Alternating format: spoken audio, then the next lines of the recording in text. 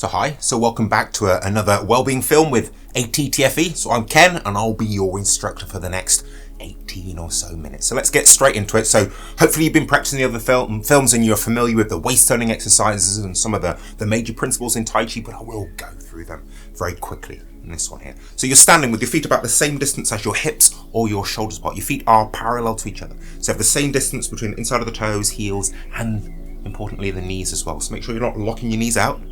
When you lock your knees out, your knees perhaps in further than your toes and your heels, and you're not sinking too low either.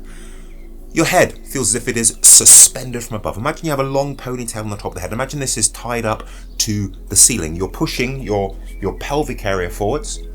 So you're pushing your pelvic area forwards, but it feels like it's hanging down from that suspension from above, hanging down plumb. And feel like you're sitting down as well. So where the top of the legs meet the buttocks, you have this groove, the gluteal sulcus. Feel like you're sitting down onto a high stool and releasing and relaxing your legs, like you would if you were sitting down onto a high stool. So again, you're not locking your legs out, but you're not sinking too low either. Not too much, not too little. That just right there. The Goldilocks principle. That's a very Tai Chi thing. Not too much, not too little. Just right. So you're sitting down. So you really feel the spring, the elasticity, the shock absorbing properties of your legs, or the spring of your whole body. What the Chinese call the Jing power. So yeah, I am, if you've not seen any videos before, I am a Tai Chi instructor. So I want you to imagine that you have a ball in your belly, a fist-sized ball that's about 3 fingers below the belly button and in the center of the body, closer to your spine and to the front of the body. I want you to feel as if you're tensing or clenching that fist-sized ball, or tensing inside, like you're holding in a bit of flatulence. And use that tensing, that clenching to just start turning the waist. Turning the weight of the body from one leg to the other leg. Turning the waist. So just waist turning exercises. So I went through this in a lot of detail in the first film in this sequence of films. So if you do want more instruction on the waist turning exercises, you can go back to the film that I did previously. About a month ago now, wasn't it? Okay, then just let this settle down. Okay, so let's get into the meat and potato of what we're going to do today. So I want you to take so you can mirror me here, I want you to take your left hand. I want you to feel the connection between your left hand and wrist and your right foot and ankle. I just want you to circle your wrist here. So I'm standing in a stance that's about shoulder width and a half apart. So about one width my shoulder width and a half apart. Rotating the wrist and the ankle. Then I want you to feel that connection between your left wrist and your right ankle. So pushing out. So we're bringing this rotation into it. Moving from that ball in the belly. Turning. So you have this rotational force going up through your body and out to your wrist. So it's not just wrist movement here. In Tai Chi, we try to get the whole body moving together as a complete coordinated unit. So everything is moving together. You're just turning that ball in the belly. You're pushing down into the ground, pushing down through the foot and the ankle into the ground, and pushing up the body simultaneously to send your wrist around. Go one way and the other way, sending it around. Turning the waist, sending it around. Keeping your head up, keeping the tongue on the roof of the mouth, sending the wrist around. So whole body movement here, like a royal wave here. Okay, and take your other wrist, and I want you to again rotate your wrist here. And again, feel the connection between your center of gravity, that ball in the belly, and your ankle. Feel this harmony this cross-connection harmony between the foot and the hand, sending it around. Everything harmonizing with your waist and your center of gravity. Sending it around. Go one way and the other way. Sending it around. My wrist is cracking a bit here. Okay, sending it around. Then bring the other hand back into play. So now we kind of have this undulation coming up through the body. Not so much rotation, but you're still moving from your center. So a slight tensing, like you're holding in a bit of flatulence. Sending the wrists around.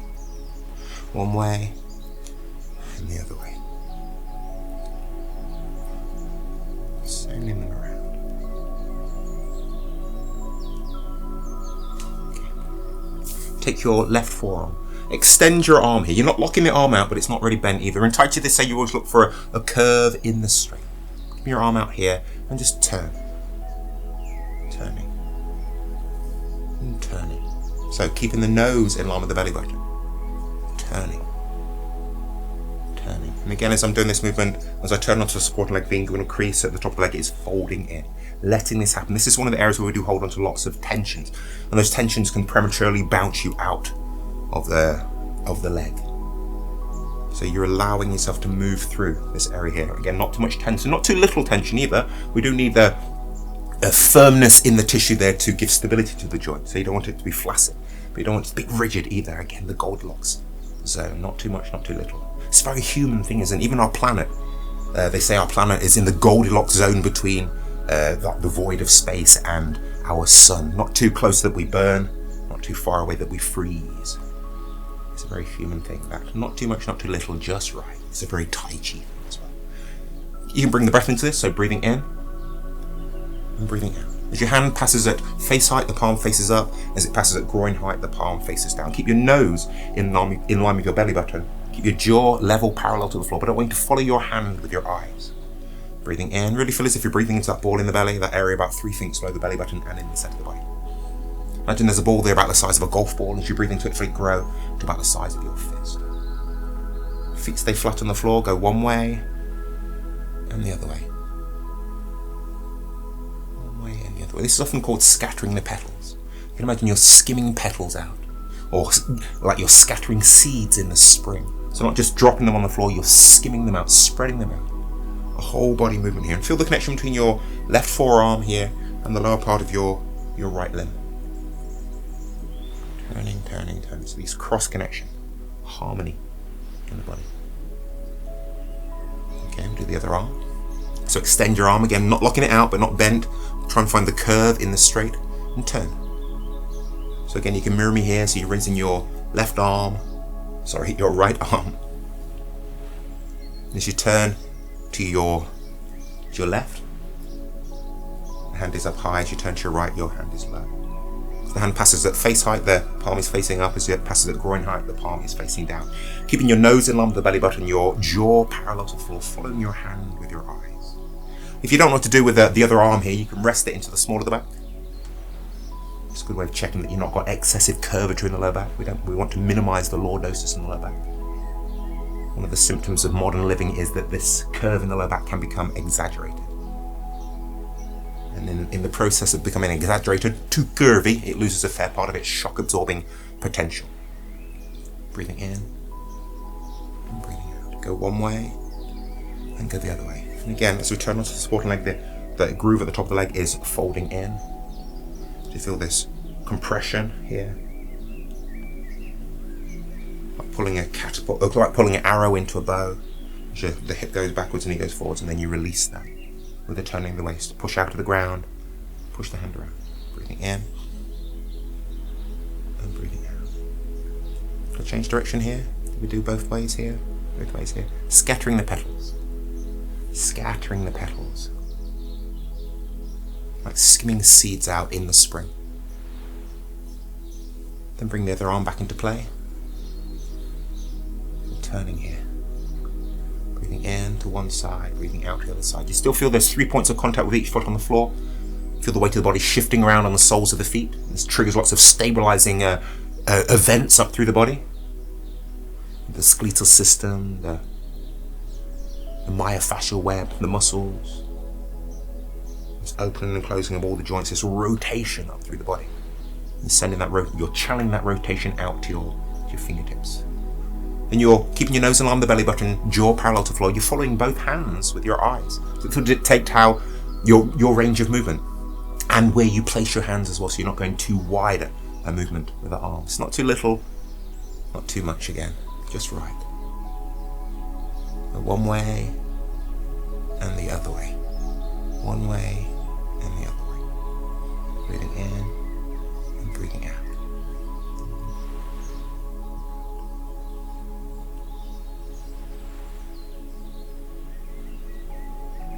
Okay, let's put the two moves together. So go down and round. So you turn to your right, the hands are by the groin. As you turn to your left, the palms are at face height here. Breathing in and breathing out. In. Out. Go one way and the other way. Breathing in. Feel like you're lifting something up. So imagine you have feel as if you have all of the structure. You would need good structure of your body to lift something up here. With your arms extended, you wouldn't really do that. You bring the arms close to your body. You feel as if you're lifting something up. So you're making sure you've got good structure, so you're not straining the lower back, not not straining, you're not putting excessive pressure onto any individual part of the body. You're distributing this movement and this imagining of lifting it up through the whole body. Okay, same arm movement. We'll go in and out, in and out, in and out, in and out. But still turning the waist. This movement isn't coming from just the hips or the pelvic area. The whole body is moving together. These coordination exercises take quite a bit of concentration, so make sure you are truly engaged in what we're doing right here, right now. Go one way and go the other way. And you might find that one way is easier than the other. That's normal. It's normal. We have a dominant side. I'm right-handed, so when my right hand is doing this out to the side here, I do it better on that side. I feel my coordination is better, but I'm working on balancing out my coordination. Okay. Narrow the stance back to shoulder width. I want you to make your left hand into a hollow fist and rest it into this, what they call the shoulder's nest, underneath the elbow, underneath the collarbone here. I just want you to circle your left elbow here. Circling. And I want you to feel the connection, the harmony between your left elbow and your right knee. Keep the knee in line with the toes and you're pushing the elbow out here. Pushing the elbow out. So this is rotational force. Really powerful elbow here. Tai Chi, for moves to truly be Tai Chi, they must have a health application as well as a martial arts application. The health application, we're working the whole body here. We're boosting the lymphatic system. We're making sure that we have good biotensegrity, good connectivity of the body there. And it's important to work your body. You use your body. When you use your body efficiently, adequately, then you promote cell regeneration, so growth. One way and the other way. Again, elbows out. Nice. Elbow here, whole body. Feel the harmony between the knee and the elbow. Okay, make the other hand into a hollow fist, rest it into the shoulder's nest here, turning. And you can feel the harmony between your right elbow this time and your left knee. Make sure the knee stays in line with the toes. You have those 3 points of contact with each foot on the floor. You feel yourself rolling kind of from heel towards the toes as you push out here. Pushing out. So you feel a pump of that arch of the sole of the foot as it extends as you put the weight onto it and takes its shape back as you push out. Pushing out. And you add that push out or that pump as the arch takes its shape into the rotational force going up through the body. Being steered by the waist. Go one way and the other way. Sending it around, breathing in and out. Whole body movement. This rotational force coming up into your elbow. And put this into both elbows. Make sure you're not sticking the chest, the ribs out, you're not excessively curving in that lower back. Pushing up, pushing your elbows up and round. So you have a nice movement here. Double elbow, one way and the other way. Make sure you're not sticking the chest out, you're not excessively curving in the lower back. When you do have areas in the body that maybe don't work as in a predictable way, maybe you've had an injury there or a surgery, you just don't use it enough and it's stiffened up, then other parts of the body have to compensate for the lack of movement in those areas that are damaged or really weak. That could mean sticking the chest out or flaring the ribs out. So sink the ribs to fill the lower back and get out to the side. Out to the side. Okay, drop the weight of the body down through your right leg. I want you to send your left shoulder around. I want you to feel the harmony between your hip, your right hip and your left shoulder. This rotational force coming up through the body. Go one way and the other way. Sending the shoulder around. Can you drop the weight of the body onto your left leg, send your right shoulder around, feel the harmony between your left hip, your right shoulder, everything harmonizing with your center of gravity in your waist. One way and the other way. And send them both around. There's cross connection harmonies. One way and the other way. And alternate. So really bringing this waist turn into it to send your shoulders around. Giving the lungs a nice massage. Go one way and the other way.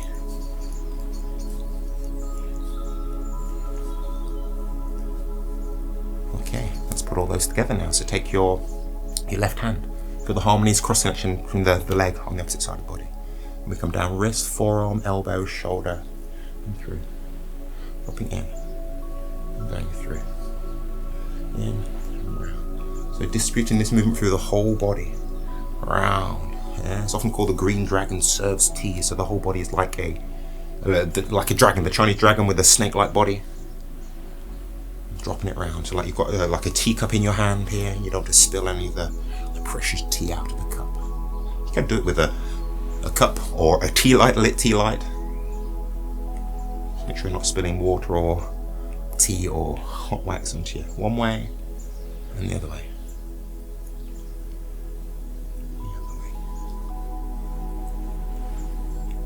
Whole body moving together. Okay, in the hand, wrist, elbow, forearm, shoulder, and through, round, and through. So just moving through the whole body. Whole body moving together like you're carrying a cup in your hand. You don't just spill any of that liquid out of it. So you're not putting excessive strain on any individual joints. Distributing this movement through the whole body, one way and the other way.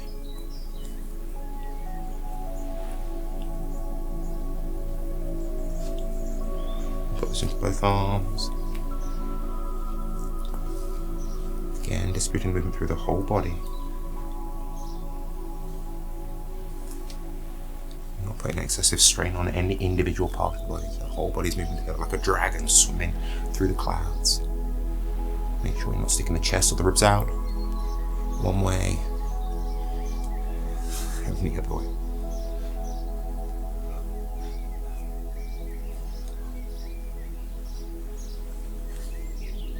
It takes a bit of concentration.